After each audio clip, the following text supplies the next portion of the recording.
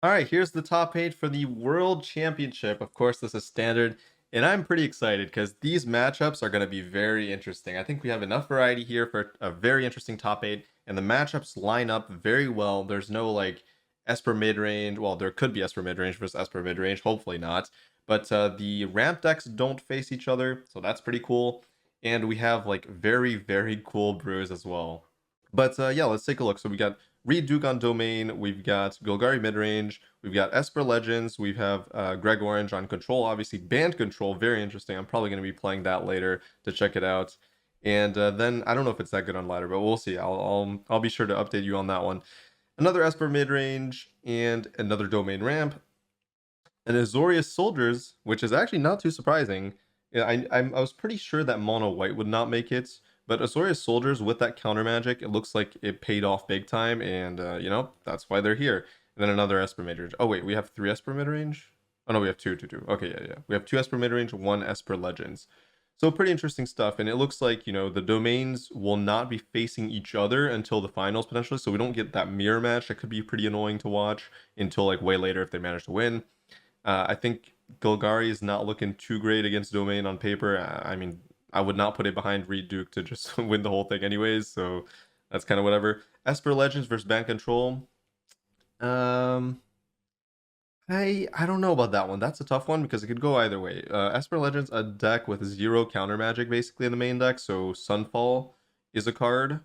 Usually on paper, I would say play draw decides game 1, and then we'll find out what happens after that. Like, it's going to be a very close matchup. It's going to be very heavily decided by Thalia on turn 2 on the play potentially. Like, that could just be GG immediately. Greg Orange has a lot of tap lands with the Triumphs as well, so for the domain, because he's playing the... Well, I'll show the deck list in a second, but yeah, we've got Esper midrange against domain ramp. That is pretty close because Esper midrange has counter magic, so that's a who knows matchup. I'm not sure. And then Soldiers versus Esper midrange. That's also probably not a matchup that Soldiers necessarily wanted, but I think it does pretty well in that matchup either way. So I would say Soldiers wins here. I have no idea about this one. Band Control probably wins here, and Domain wins. And then Domain versus Bant, we have Bant wins obviously. Assuming, let's just say, I don't know what wins, but I think either way, if Esper wins, if Domain wins and Soldiers win, Soldiers will probably win against Domain. I just don't. This bottom of the bracket is tough to guess, but assuming Soldiers makes it to the finals, they will probably beat Band Control, I think. So the only danger for Greg Orange, I think Greg Orange is probably the favored candidate to win the whole thing. The only danger for him is the Soldiers deck, I think. Yeah. Or the Legends deck that could beat him immediately. That's like the only threats. Because the rest of the decks are not fast enough, I think, to threaten control decks. Unless the ramp decks are prepared for control, which is entirely possible as well. So again, there's a lot of variables. Let's check out the deck list, and we'll maybe get a better idea of how this bracket's gonna unfold. Alrighty, let's start things off with the Reeds deck. Here we have the Domain Ramp, the classic, like pretty much just standard formula, no Invasion of Alara. Good ramp stuff, good removal, very good removal with Virtue of Persistence now that also acts as reanimation. So very nice for reanimating the Atraxa or reanimating your opponent's creatures if they survive all the exile. But you have some destruction as well that you can like kill something with like 2 pings maybe from Archangel. But this list is pretty standard, honestly. Nothing like too special. It's not like super crazy. It's just a good ramp list with the Archangels to stabilize you against aggro, and the virtues that also are really good against aggro. But there is 2 up the beanstalk that you can take advantage of in this deck pretty easily. With the Leyline Binding that has 6 CMC, you easily draw an extra card. So this enters the battlefield, you draw a card, and when you cast CMC 5 or greater spell, you draw a card. So draw a card with this, draw a card with the 7 mana Virtue, draw a card when you cast Herd Migration, draw a card when you Sunfall, which is pretty nice, draw a card when you Atraxa. Overall, pretty good stuff. A nice addition to the deck, and I like the Briefcase as well. The Briefcase gives you that burst card draw and the ramp early, which is pretty nice. Allows you to kick it off a little bit faster, so... Yeah, this deck is really, really good against all the Esper decks, I think, so... It was a definitely good choice. In the sideboard, we've got an Elspeth Smite, 2 Duresses, Disdainful Stoic Negate, Chrome Seed Shark, which is pretty interesting.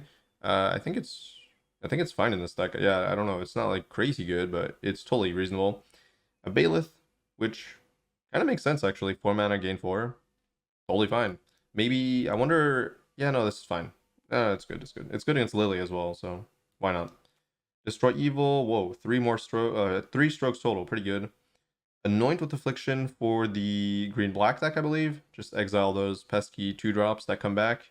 Another Up the Beanstalk, why not? And Knockout Blows. So pretty standard stuff, nothing too crazy. But yeah, that's Reed Duke's deck. Pretty good. Alright, so we finally have the green-black mid-range list with 2-dress main deck, which makes a lot of sense in a tournament setting. You want to make sure you target those like slower decks or the rampy decks, because this deck has no counter magic. So you're going to lose the game if your opponent just, has their game plan online early. So you got to make sure you disrupt that before it's too late, because this deck, well, can't really deal with things like Atraxa early and things like Ramp as well early. We've got 4 Mosso Dread Knights. We've got only 2 copies of Virtue, which it makes sense because there were a lot of Esper decks, so that was like a meta call, and it makes a lot of sense to go down a few Virtues because the Esper deck doesn't really have any targets for this, and Domain as well has like 0 targets for this, so very smart decision. Bramble Familiar for the early ramp, snowballing with the Turtus probably, and then the Nissa that you can ramp into with the Virtue they can ramp into as well. 1 Terra Sunder, 1 Underdog, 1 Misery Shadow. That's a very spicy. That's a spicy one. Misery Shadow. I mean, it's a good card. I don't really know if it's that good in this deck, but it's totally fine. Like, it's not a card that you're gonna see and you're gonna be like, why is he playing this? It's more about like, is it optimal compared to like Underdog? But the exile is nice, and I guess since you're ramping, you can get like a very huge shadow off of this, so totally reasonable, honestly. 2 Trespasser, 3 Lily, 3 Glissa, 1 Sentinel of Lost Lore. Very spicy.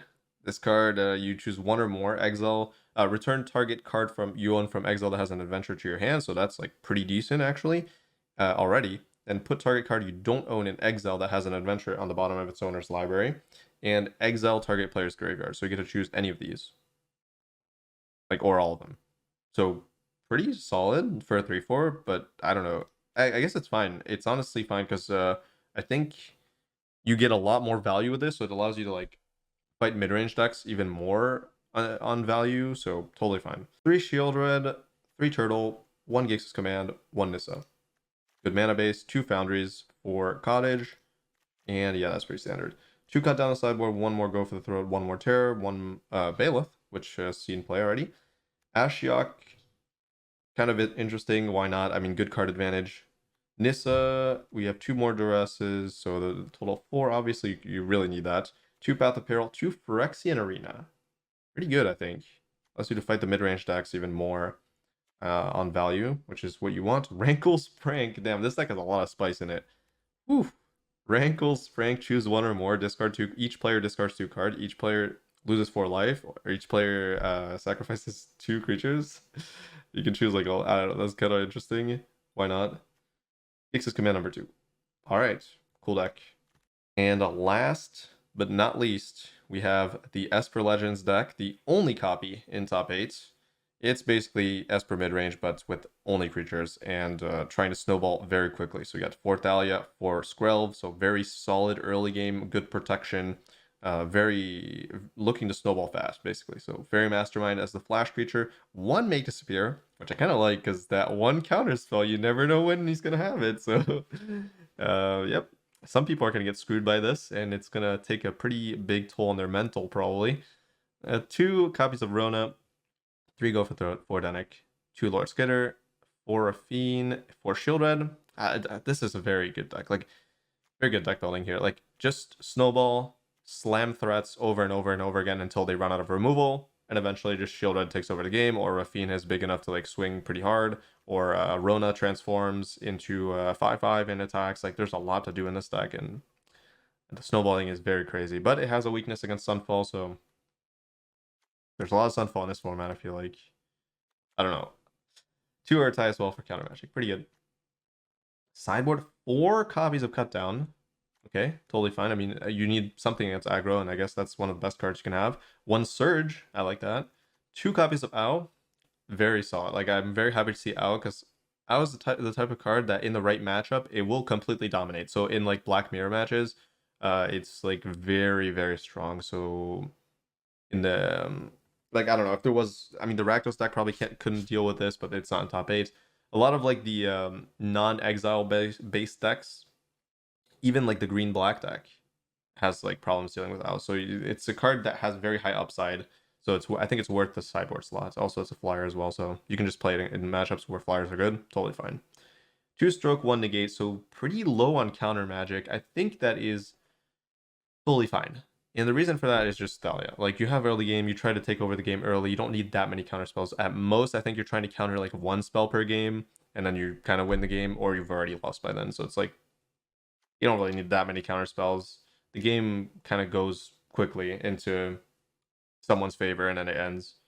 For Wedding Announcement, totally fine. Like, that card is very good in matchups that you want like a little bit slower stuff going on. And a 1 blot out.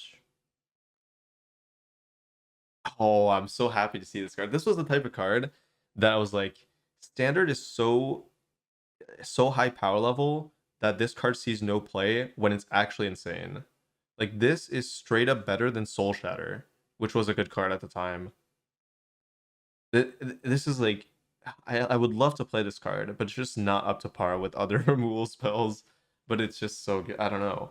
I wish this was like, I think a healthy standard would be one in terms of like power level would be one where this is playable. That's just my take. Okay, now we have a deck that I'm pretty excited to play myself, and I will be playing relatively soon. So expect a video on this.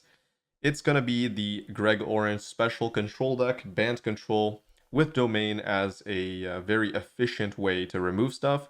And Domain just so happens to be very good with laydown arms. So very smart deck building. Very, very smart to have like multiple opportunities to cast 1 mana exile spells, which is quite insane. We have Syncopate, which is very interesting. I would have never expected to see Syncopate in this tournament.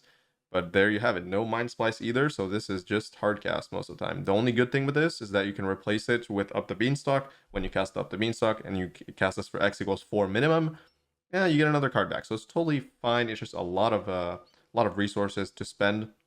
But what I do like about this deck is that the card draw is innately combined with a two mana spell. So you don't need to spend your entire turns drawing like for 4 or 5 if you're playing the X cost draw. So all you have to do is just cast your spells on you're naturally gonna draw cards and eventually overwhelm your opponent with like multiple up the beanstalk and draw a bunch of cards. So there's that. Very, very smart deck building here. The Hornlock Whale actually makes a lot of sense in this deck because of up the beanstalk. So again, this deck building is very genius and very impressive. And I would not be sad to see this win the entire tournament because this kind of innovation is something that is commendable in a well, World Championship especially. We have the Broker's Charm as well, which I guess is fine. I mean, it's totally reasonable. Like, instant speed draw 2 is fine. Destroy enchantment's like okay. And then the removal side of it is not very useful in this deck. But overall, very, very nice. Very good mana base. 1 Mirax. Sideboard, the Seed Shark is actually very good in this deck. Sunset Revelry, Eternal Wanderer, 1 more Deluge. Yeah, that makes sense. The Hullbreaker Horror also makes sense. It's a 7-drop. That's very good in like control mirrors. Elspeth Smite, very good. Destroy Evil. 2 more two strokes, 2 more negates. So 3 negates, 2 strokes total. That's a lot of counter magic, but as a control deck, that's what you want. And 2 knockout blows. So yep, pretty damn good. Pretty impressive. Now this is the Esper mid-range deck that I like the most so far. When I see 4 Virtue of Loyalty, I know something's on the right track here because I really think you can take advantage of the Virtue of Loyalty the best in this type of deck with Lord Skitter, with the Wedding Announcement, and with Rafine and with Danica. Like, everything in this deck has immense upscaling with the +1/+1 counters. So I find this to be very smart. Like, you have another, basically you have the 2, it's basically instead of Fairy Mastermind. Now Fairy Mastermind is a fantastic spell obviously, but it's only really good I think in the mirror match, right? Because that's the deck, that's going to be the matchup where you're drawing the most because Rafine, right? But even then, I guess it is also a flyer too. So I mean, both have their upsides and downsides. I just like Virtue of Loyalty so much. I feel like it's such a broken like card advantage spell plus huge snowballing in the mid game. It's just so crazy. So yeah, we've got the 4 counters, 4 removal spells, 2 cut down, 4 Dunic, 4 virtue. A lot of 4s basically, so just playing all the good cards. 4 Wedding, 2 Lord Skitter, 4 Affine, 3 Wandering Emperor, and 3 Shield Red. Good mana base, another 2 Restless Fortress, why not? Yeah, because there's no 4 Raffine's Tower, so that makes sense. 4 tap lands total, pretty good. 2 Smite, 2 Cut Down, Negate, 3 Stroke, 1 more Negate. So a lot of counter magic, very ready for Domain decks. So these Esper decks are very prepared for Domain. So that's very scary, I think, for Domain decks. I did not know they were this prepared. That's kind of crazy. 2 Kaito, I like that a lot. This deck really aligns with my deck building kind of philosophy. 2 Destroy Evil and 1 Farewell, 1 Annoyance. I mean, this is like pretty much I have nothing to say about this deck. It's just very solid. Very good deck building, I think. Alright, next deck. Alright, here we have the other Domain deck. Very different, actually. Quite different from Reed's deck. Only 2 Atraxa. Pretty much same, like, kind of core, but there's 4 Briefcase in this one. 2 else. Let me realign this. So there's only 3 copies of Herd as well. Wow, there's a lot of differences here. I like Reed's deck a lot more. I feel like it's tighter. When you have like 3 copies of Invasion, I feel like that lowers your like, I don't know. Domain is a deck that you really want a lot of 4 ofs, I feel like, in terms of like your ramp spells at least, because that's core to like your strategy, right? Oh, no up the beanstalk either. Very interesting. I really like Reed's deck better, but okay, 2 ossification, 4 briefcase, 2 virtue, 3 herd. So like a lot, I don't know, very weird. I don't know. I like the 4 briefcase though. But then if you're playing 4 briefcase, why are you not playing 4 invasion, right? Because then you can go 2-4. Very weird. 2 Seed Shark, which is fine in the main deck, but I don't know. It doesn't. I don't feel like it's necessarily that crazy. I mean, it's totally fine. Like, it's a good card. Maybe I would have played like, 1 more invasion, 1 more herd migration. I don't know. Like in the main deck, this is more of a sideboard card, I feel like. 4 Archangel, that's like a standard. 4 Sunfall, like a standard. Nissa, I mean, why not? I don't know. I don't think Nissa is like that good either in the main deck. It's just a big, like, I don't know. When it resolves, it's not like it wins the game on the spot. Unlike like Atraxa, which kind of does because it draws you Giga cards. 4 Leyline Binding. And yeah, that's the main deck. Main deck solid. Totally fine. 2 Tranquil Frill back. I like that. This card I like a lot. 2 Tyrannix Rex. The first time we've seen this card, I think, in the tournament. So very solid. Very good against control. Actually, like, not that good against control. Because Ward 4 is not hexproof, but totally reasonable. It can't get countered, so. 1 negate. 3 stroke. Okay, so 3 stroke, 2 negates. Makes sense. That's a decent amount of counter magic for the mirror match. 2 Wandering Emperor, 2 Sunset Revelry, 1 Go for the Throat, and 1 Depop. So very ready for aggro with the other extra sweeper. No copies of Farewell. I think Reed had a copy of Farewell. I'm not sure, actually. So yeah, pretty solid list. I don't like it as much as Reed's deck, though. But any ramp deck's going to be good as long as you have the core components. So totally reasonable. And we have the Soldier Special. A very interesting deck list as well. Like, a lot of innovation here, honestly. A deck list that I don't think I've ever seen before. Like, Regal Bunnycorn, Lunark Veteran, which isn't even a soldier. No soldier lore. So this is like a very mid-rangey soldier deck that's looking to take advantage of early counter magic and early like flash creatures and stuff like that to like slowly take control of the board and eventually just slam the knight, get more soldiers. So it's like, it's a very kill you in the mid game type of deck over the soldier deck, which is trying to close out the game by like turn 5 or something. This can go a little bit longer. We got the Werefox Bodyguard as well, which can exile. So over Catharta playing, yeah, because it's flash, I guess. You can exile up to 1 other target non-fox creature until it leaves the battlefield.